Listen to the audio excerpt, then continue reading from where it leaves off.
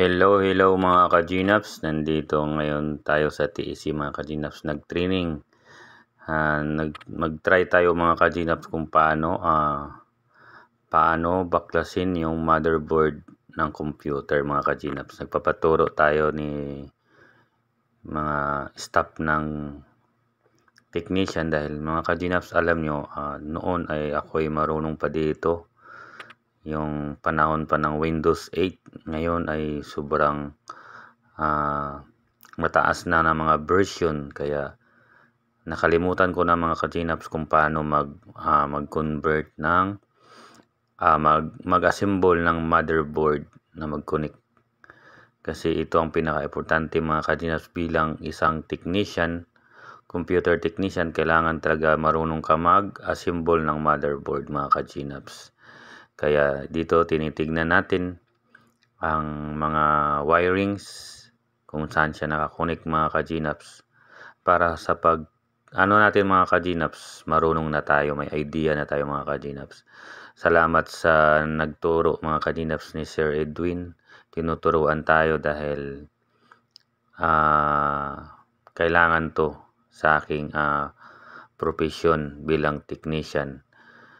Yan mga ka-Gnaps, dahil nakalimutan ko na mga ka-Gnaps.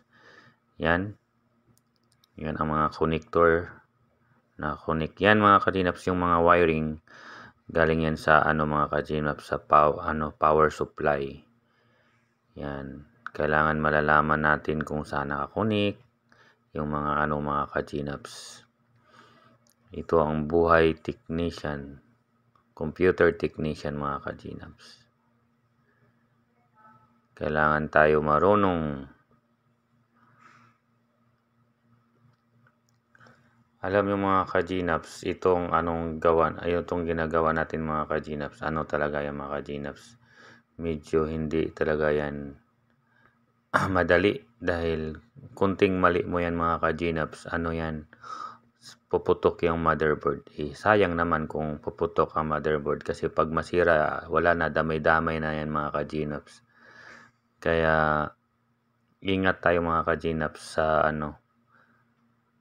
paano siya i-connect mga ka-Gnaps.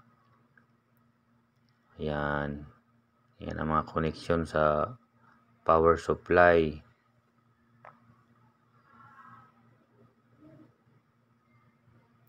Yan mga ka-Gnaps, buti pinayagan tayo mga ka-Gnaps magkulikot ng pero itong mga kinukulikot ko mga ka-Gnaps, sira na to mga ka-Gnaps. Kaya walang kaba na mga ka-Gnaps, wala nang kaba kasi ito sira na, pero pwede pa siya ayusin. Yan.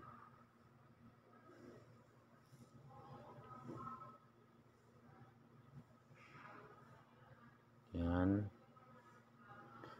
yung fan niya.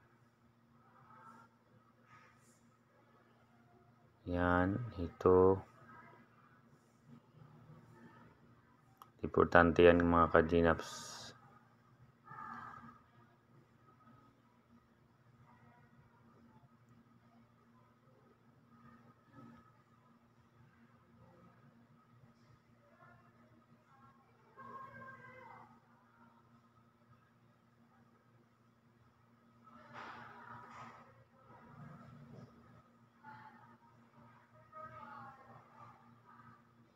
Ayan.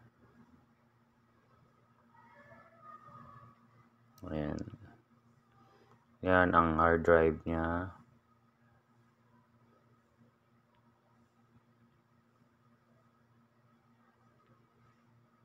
Ayan siya.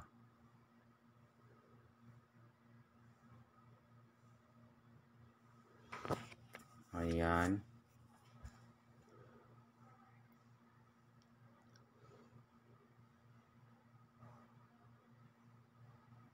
Yan ang ating para matututo tayo mga ka-Gnaps.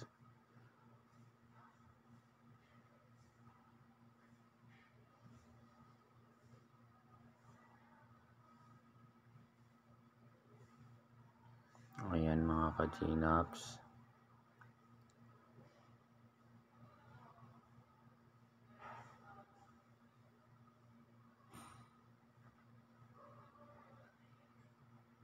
Ayan siya. Yung hard drive niya. Ayan source niya.